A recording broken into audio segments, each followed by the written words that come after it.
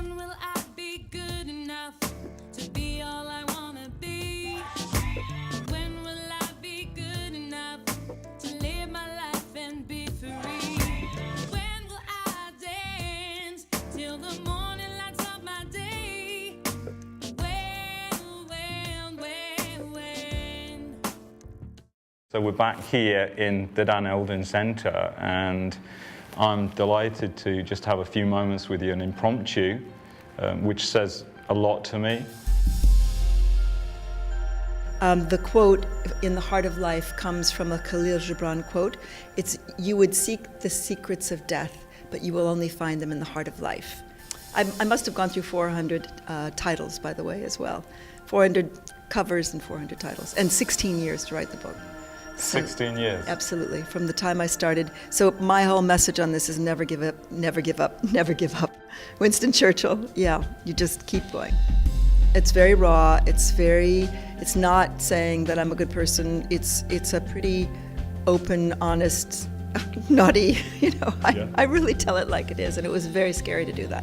And it took me a long time to, feel comfortable about this other dimensional aspects of this book, because it explores the concept of another dimension. The first title of my book was called Friends in High Places, and then people said, you're showing off the fact that you might know a few celebrities. I said, no, that's not those aren't the friends I'm talking about.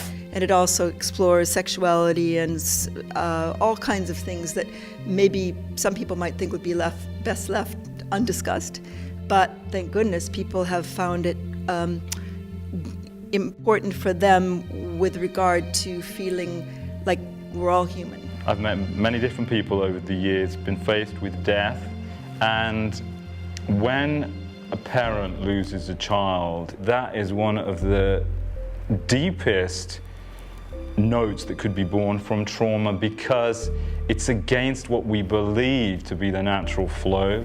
I first went through it when my marriage fell apart.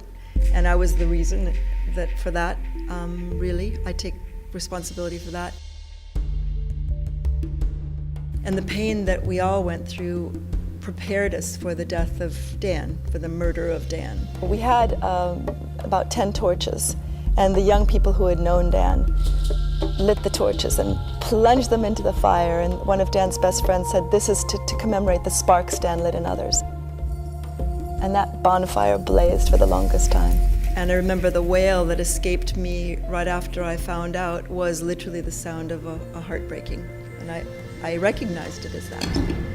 And there were months and months and years of despair and just deep sorrow, and you can't even find words for the grief.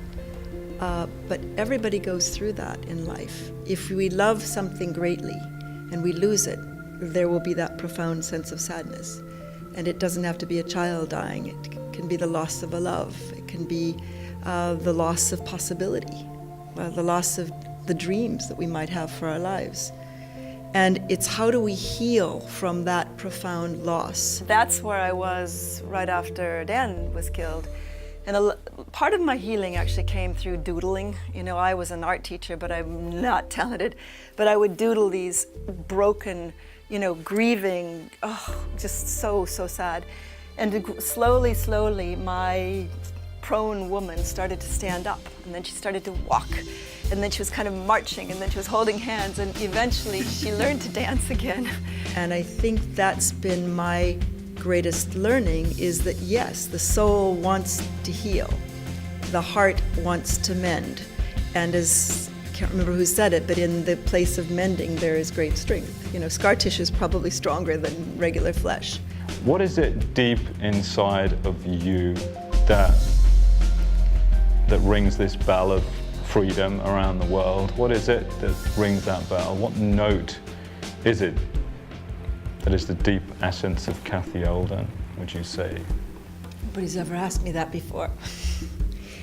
I feel called, really. I think that's the right word. And it's not a messianic thing, but it's a calling to share what I've learned. And I've learned that the essence of happiness is really about fulfilling our potential, but both for ourselves and also for others.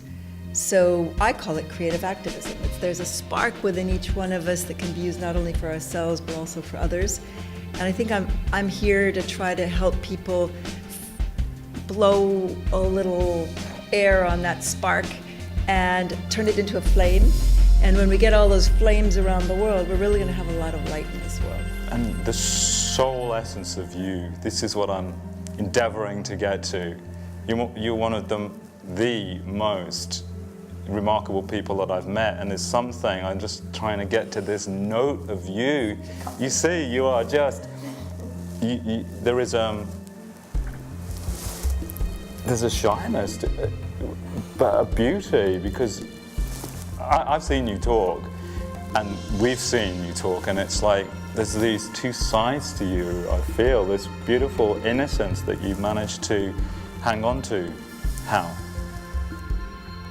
There is a sort of universal flow, and we can either choose to battle it, like going out to that ocean and swimming against the waves, or we can try to go with the flow and let the waves propel us to where we're supposed to be, which is maybe a safe shore.